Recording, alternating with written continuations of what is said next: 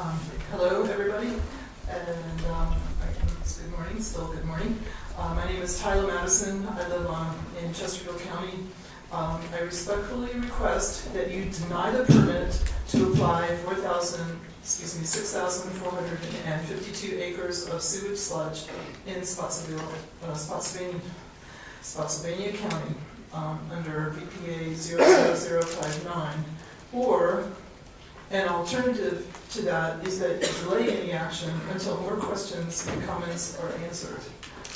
We understand that the Spotsylvania Board of Supervisors has serious concerns, and apparently were not notified of the meeting today. I expect that you received something from them.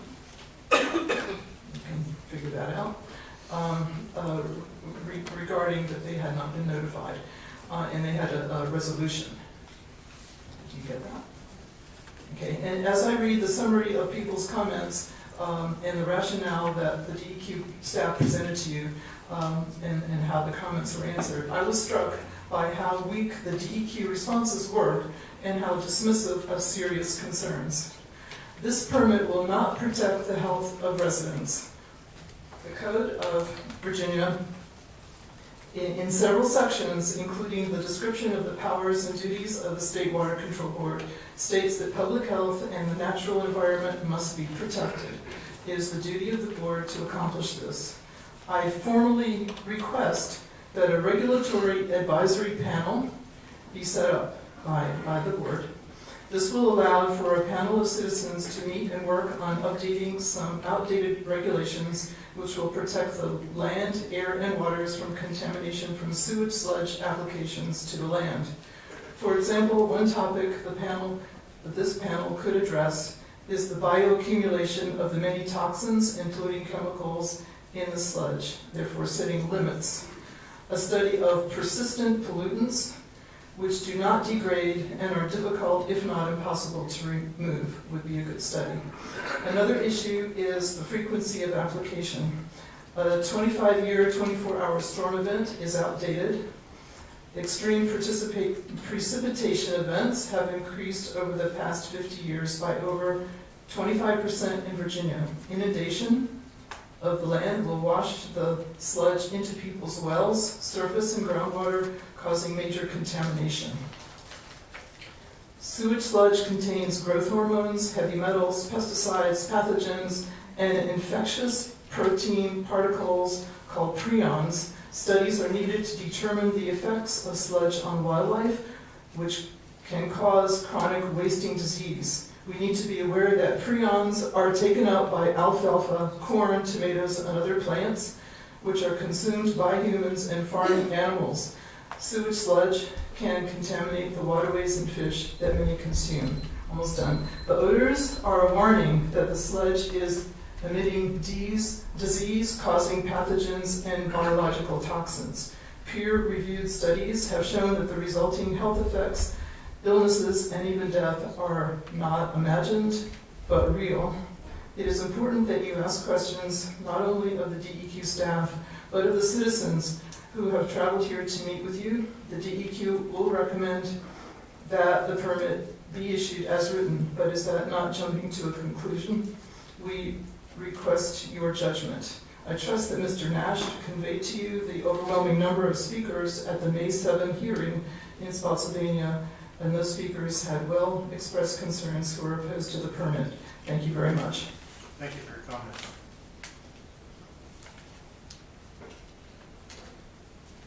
Linda Muller.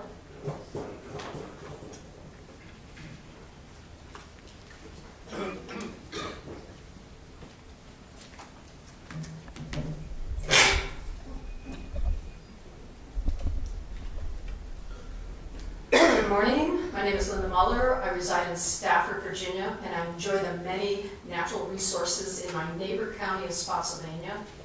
The Spotsylvania County is located in two river basins. The Rappahannock River Basin, which hugs the north portion of the county, and the York River Basin, which covers the majority of the county. When rain falls or flooding occurs, the water that comes from them flows towards the river basin before exiting towards rivers, lakes, and in our region, the Chesapeake Bay. What we see in Virginia as evident by the DEQ 2014 Impaired Waters Report, which is 83 pages long, is that Virginia's fresh water, rivers and streams are inundated by a chronic and systemic problem of non-point source pollution. The Virginia Department of Environmental Quality impairments maps of York and Rappahannock River Basin clearly demonstrates that despite best management practices, this costly problem persists to choke our freshwater resources. Mercury in fish tissue, PCB in fish tissue, cadmium, E. coli, low oxygen are all reported in the Rappahannock and York River basins. And each year, we read or hear about unexplained massive fish kills, river or water dead zones, algae blooms, and Virginia Department of Health fish consumption advisories.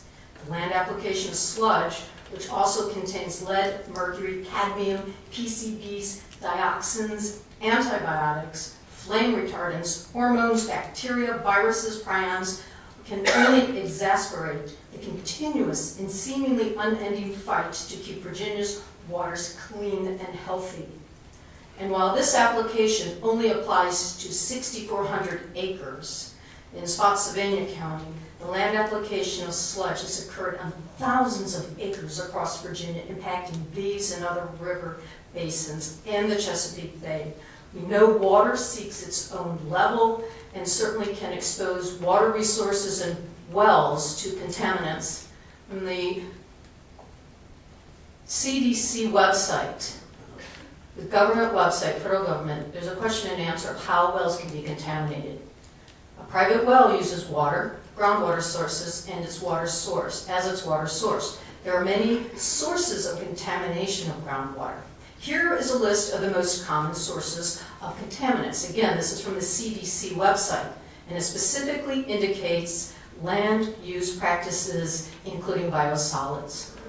The biosolids industry promotes the product as organic, which simply means it's carbon-based, and is not to be confused with our concept of toxic-free organics. I got it? Benzene is an organic chemical compound, which is also found in sludge, and it is a known carcinogen. The USDA prohibits the use of biosolids for their organic certification program. This board is charged with responsibility for the Commonwealth's non-point source pollution management program, and to act to ensure general health, safety, and welfare of the citizens of the Commonwealth, as well as protect the quality and quantity of state waters from potential harm in unmanaged stormwater. I urge this board, which after digging deeply into the 2014 Impaired Waters Report, has its work cut out. But I want this board to consider not approving this permit, and I also thank you for this time to address this board. Appreciate your comments. Thank you. Susie Crows.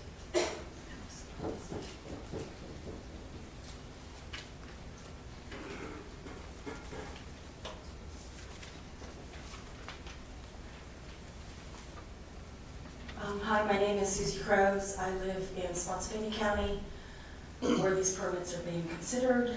VPA 00059 is the permit that we're speaking about today. I'm not a public speaker, so I'm really nervous.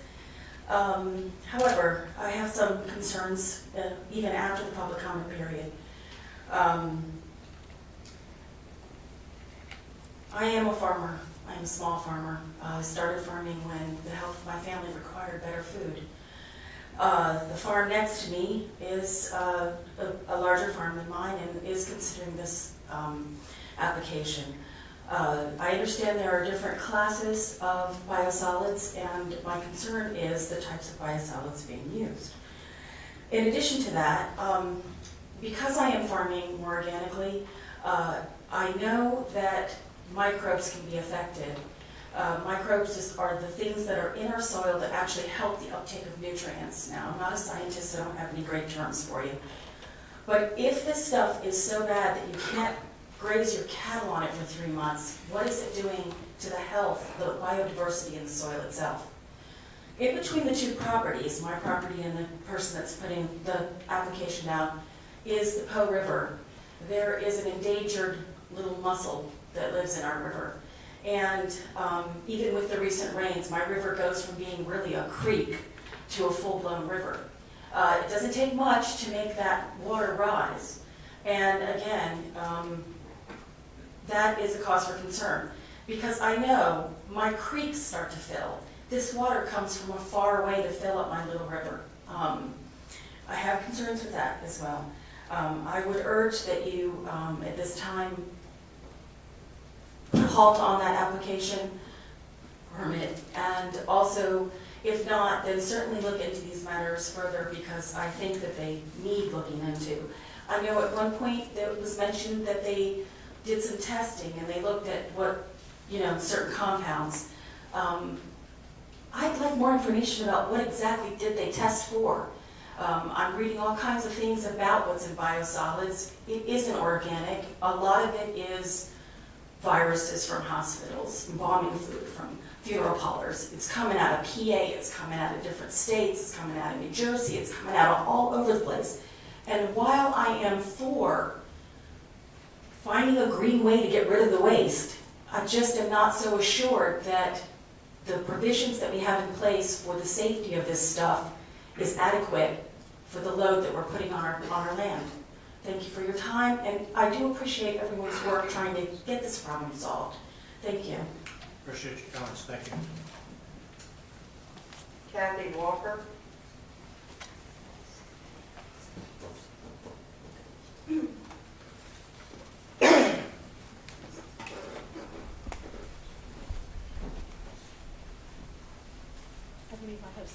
Yes, ma'am. Good day, ladies and gentlemen of the board. I'm here to talk about the sewage sludge Synagro permit, and I'm asking you to deny this permit. And before I get into the crux of what I want to say, I want to respond to some of what DEQ had said earlier, especially about the wildlife, like Susie just said.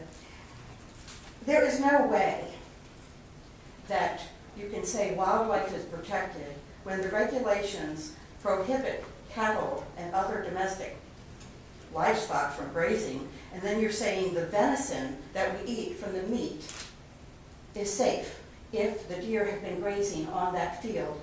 That is, any reasonable person would conclude a priori that there is something wrong there. Also, I would like to bring into, just briefly, that there is some problems technically with this permit. And one is, I'd like to bring your attention to attachment C, that Synagro, the approved biosolids source list that is in evidence already as part of the permit. And one of the sources that Synagro can draw from for this permit is industrial waste. Tyson Foods food processing waste. That's industrial waste. That was never mentioned as part of this permit in any hearing or any papers I've ever received from DEQ. Also,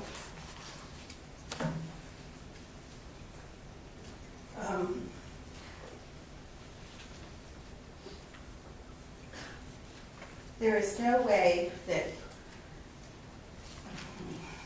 I already put this into evidence, and I hope that everyone had a chance to at least look at it, because there's no sense in really me going on if you don't understand and I'm sure you all have had at least a cursory glance at it, or saw it maybe summarized in the comments, if they did that. It's called the Gatekeepers. David L. Lewis was fired from the EPA because he dared to speak out against this program. There is evidence. There's lots of evidence that this Class B biosolids is a toxic brew that should never, ever be applied to the soil of Virginia anywhere.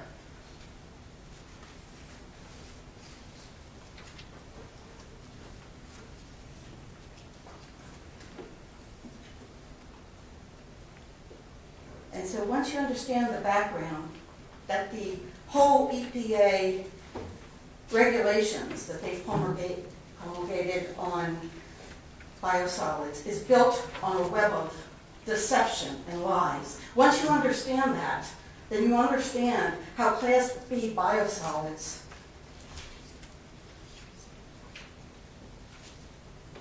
is a deception upon the public.